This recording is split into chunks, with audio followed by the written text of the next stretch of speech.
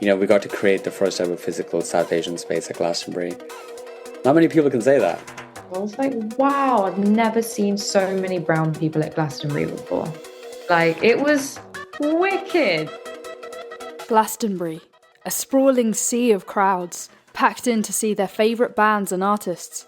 A kaleidoscope of tents and stages nestled in the heart of the British countryside. But look a little closer, something's missing.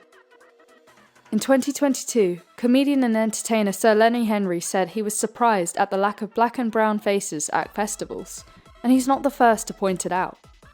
Although South Asians represent around 8% of the UK population, only 1 to 2% of Glastonbury attendees are actually South Asian. And on stage?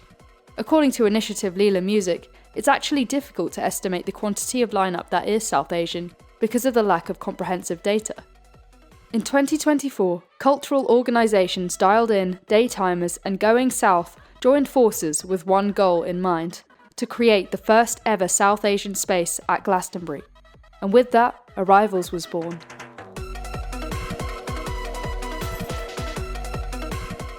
DJ and founder of Going South, Bobby Friction, had been dreaming of a South Asian stage for a while. I've been DJing at Glastonbury. I've been going since 92, DJing since 98, and got increasingly frustrated, not just with Glastonbury, but everywhere.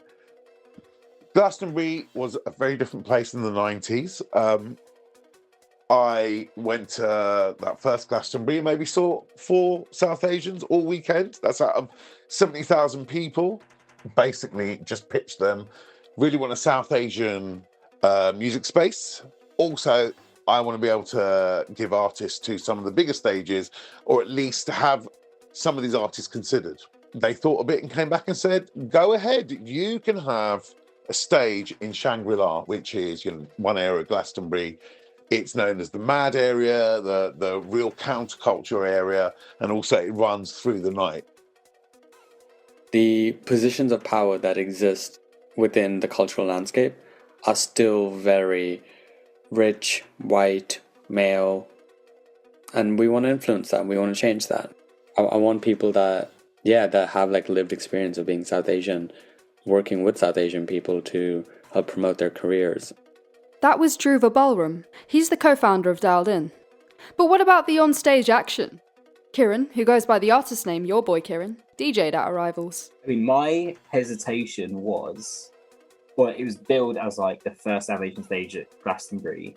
People would make an assumption about the kinds of music that would be played, that they would expect it to be Bollywood or South Asian sounding stuff, whatever that means.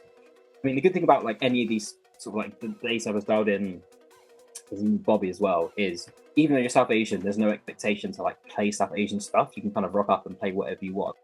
I'm sitting in a quiet corner of the Tate Cafe with Shanko Chowdhury, creative director for Arrivals, as he recalls the moment he was first invited onto the project in March 2024. I was just this is a very short amount of time to do something. There was no doubt that I would do it, but I remember my body being this is gonna hurt. And not in Did it? Yeah, in many ways, but I think a lot of that was more just how do you manage anxiety. The design team then had 2.5 weeks to come up with an idea, and they hit the ground running. Behind the scenes, Isha Sikandar balanced her role as a set designer with a full-time job as an architect, and she tells me about the brainstorming process. We thought, okay, cool, let's design a cinema. And the colours were taken from an artist called Oshin Siva. And so she sort of created this massive billboard that would sit on the front of the facade. And that as well was referencing these crazy large scale billboards that were all hand painted back in the day, in the earlier days of Bollywood in India. The influences behind Arrivals were eclectic, taking from the designer's own personal interests. My references were Mobius comics, Gorillaz, Plastic Beach, Horizon Zero Dawn, the video game Journey. Arrival's logo was deeply inspired by comic books. It's very X-Men, very marble. I don't really see it as like, oh, it started from a South Asian world. I think the like South Asianness of it is through the lens of it being done through us as creatives. It really felt like very sensorially like visceral. The interior space was this kind of Daft Punk Alive 2007 motherboard shape.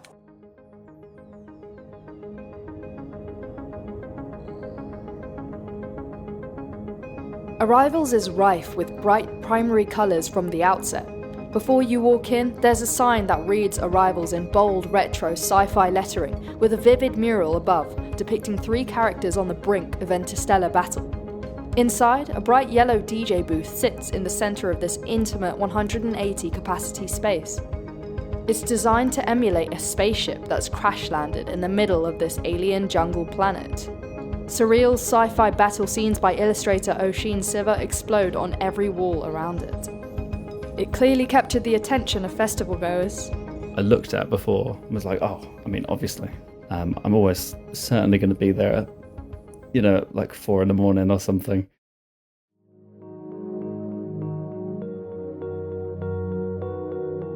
The influences behind Arrival stretched beyond Art Deco, comic books, and Bollywood posters. One wall of the space depicts the Dominion Theatre in Southall, the site near where Gurdeep Singh Chuggar, an 18-year-old Sikh engineering student, was murdered in a racially motivated attack in June 1976. Arrivals honours his memory. Pritpal Sahota was just 13 at the time, but she vividly remembers the morning it happened. I remembered that it was my responsibility to take my younger sister to school, and about 8:15 in the morning, I walked along the King Street and was just about to pass the Victory Pub. And at the Victory Pub, there was this tape across the road, and I didn't know what was happening. Southall was such a safe place. It was our home. And then here on my doorstep, a young boy had been brutally murdered. And we were, wow, we're not safe. That could be any one of us. What do you think is the importance of remembering stories like these today? This was an untold story for our community. And when you reflect, you think, gosh, all of that did happen. And it's kind of remembering it, and getting the opportunity to talk about that. And, we try to subtly build in references to, parts of our history where there was conflict, but at the same time, taking that history and moving forward with it onwards to something a bit more positive and more progressive. Architect Ramit Saxena tells me why the Dominion Theatre was such an icon. It had this very geometric, stylized and sculptural form with a symmetric facade. At its centre, you had a stepping, sleek tower which was flanked with smooth white rectangular volumes with curved corners. It would be even more eye-catching at night, when the central tower would glow with built-in vertical lights. Iconic cinemas of Bollywood in Mumbai are similarly designed in their style, with Art Deco translated and reappropriated as Art Deco, with Deco meaning something to look at and be seen. It wasn't just visually striking, but a mark of huge cultural importance for the South Asian community in Southall. Probably at that time, my recollection is that the Dominion was probably the only space that we all gathered in, as a family.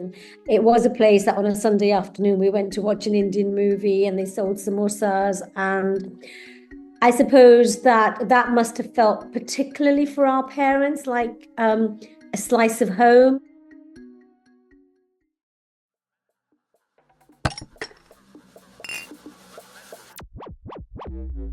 After 6 months of designing the stage and 10 days of building it, Arrivals was finally complete. On the first night, curious festival goers rushed in to see what all the fuss was about.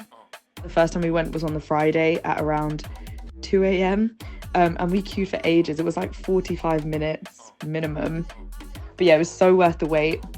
When we got in, the atmosphere and vibes were unreal. The music was blasting. There were like red lights flashing. Literally everyone in the room was dancing. It was packed out. It was such a fun night. So I'm really looking forward to going to the new South Asian stage this year as well. Bobby Friction took to the stage for the opening night. I hadn't planned or plotted for it to be one of the best DJ sets of my life, in the sense that I kept it electronic and housey, but instead of making it slightly South Asian, I picked out as many Sufi cuts and Qawwali cuts mixed in with the house and electronics. It didn't matter what track I put on, the crowd went ape. Earlier, Kieran, who DJ'd at Arrivals, shared his initial hesitation about how the stage would be received. But when it opened... Every night at Arrivals, there was like a queue out the door.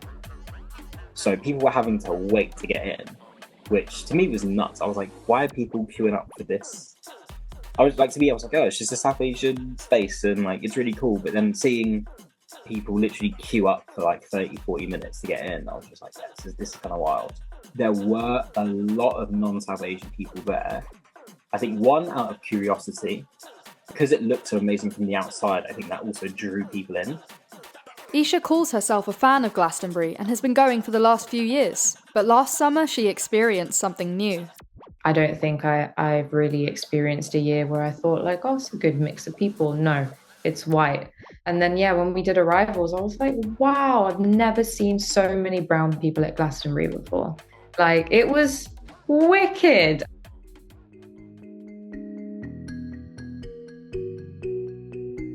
The team's passion for the project was palpable. It was clear just how much Arrivals meant to them, and that it was about more than just the music.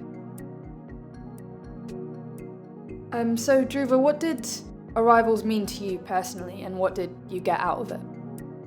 I get a sense of like fulfillment, and it's happiness. There's a moment at Arrivals, I forget which day it was. It was the last day. I did a little speech, and I was just like looking around and being like, wow, there are so many people here that are so happy to be here. And we had, I think the number is like 10,000 people across 4 nights in a 180 capacity venue. That's incredible. We got to create the first ever physical South Asian space at Glastonbury. Not many people can say that. I think there was something about knowing it was ours and that it felt like we had created our own little house party in the middle of Glastonbury. Arrivals allowed me to be a comic book nerd and a video game nerd and a graphic designer and a set designer and I got to bring every facet of my weirdness to that project. Arrivals received nearly 1,800,000,000 media impressions. There were 43 articles dedicated to the stage. PRS even made a mini documentary about the space and its impact. Glastonbury have a number of initiatives to support ethnic minority communities, and they say equality, diversity and inclusion have been central to their ethos since the start. Arrivals returns to Glastonbury this year, but this time as Azaadi, which means freedom in Urdu, Hindi, Persian, Kurdish and many other languages. We changed the name. It was nice that we'd arrived, but now we're here for the freedom. We're here for Azaadi. I asked Bobby what challenges lie ahead. So Shangri-La, it is a place that doesn't really get going until about 9 o'clock and then closes at 6. Some of the best musical experiences are watching a band at Glastonbury late afternoon, the sun's just starting to set, you're getting evening coming in and you're lying down on the grass and you're watching a band on a stage. I want that for us. Next time, we have to have a big stage, a stage fit enough for these musical marvels. The way to build on it is to make it grow. Azaadi continues the push for greater recognition and space for South Asian voices at one of the UK's biggest festivals. And if last year's anything to go by, the appetite for that space is only growing.